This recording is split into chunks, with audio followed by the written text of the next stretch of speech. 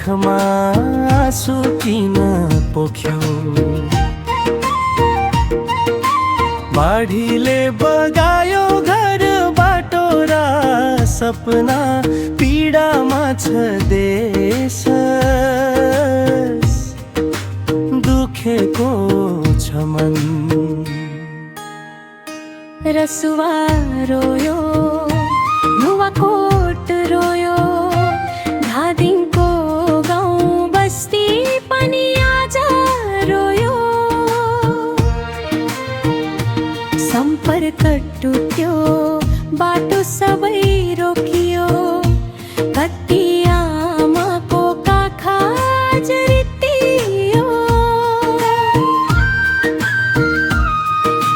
भोटेको उर्लियो, त्रिशुली पनि बढ्यो, बस्ती र बजारमाथि विपत्तिले छायो। भन्सारका क्षेत्र प्रहरीको चौकी, स्वास्थ्य चौकीदेखि सडक पुल बजार भयो ठुलो क्षति।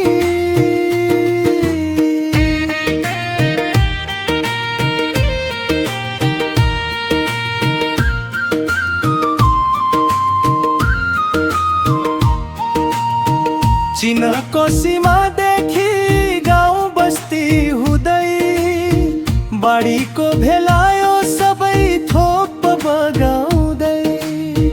कतिको घर छैन, कतिको सहारा, कतिको प्रियजन आजसम्म बेपत्ता।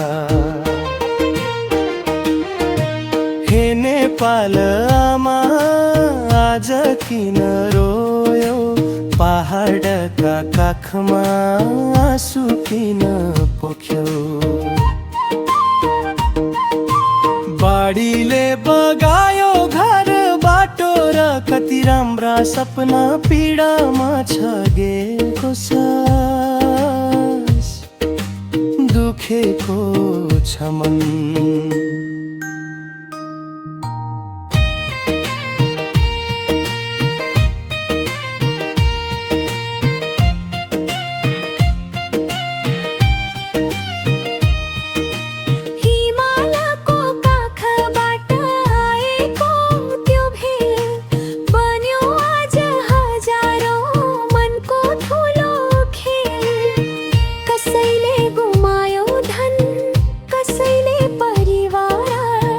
कसैको आँखामा बाँकी छैन उज्यालो। तर दुःखमा हामी एक्ला छैनौँ, मानवताको हात अझै बाँकी छ। एक मुठी अन्न, एक थोपा सहयोग, कसैको जीवनमा बन्न सक्छ उज्यालो। सरकार अघि बढोस्, स्वयंसेवी जुटुन्, युवा र समाजसेवी हातेमालो गरौँ। जहाँ पुगेको छैन राहतको हात, त्यहाँ पुगाओस् हाम्रो सहयोगको साथ। रगतको नाता नभए पनि के भयो, मानवताको नाता सबै भन्दा ठुलो भयो। आज उनीहरू रोएका छन्, भोलि हामी पनि पर्न सक्छौँ। एकअर्काको साथ मिलेर नेपाल बचाऊ। बेपत्ताको खोजी होस्, घाइतेको उपचार, घरबार विहीनलाई दे सुरक्षित आधार। अन्ध्यारो रात पछि बिहान अवश्य आउँछ, एकताको हातले नेपाल फेरि मुस्कुराउँछ।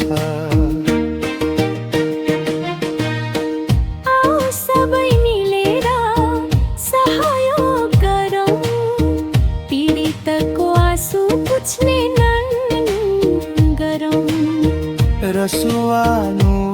छोट धादिङको पुकार सुन्ने बेला यही हो बढाउँ सहयोगको हात। धनले सक्नेले धन दिउँ, श्रमले सक्नेले श्रम दिउँ,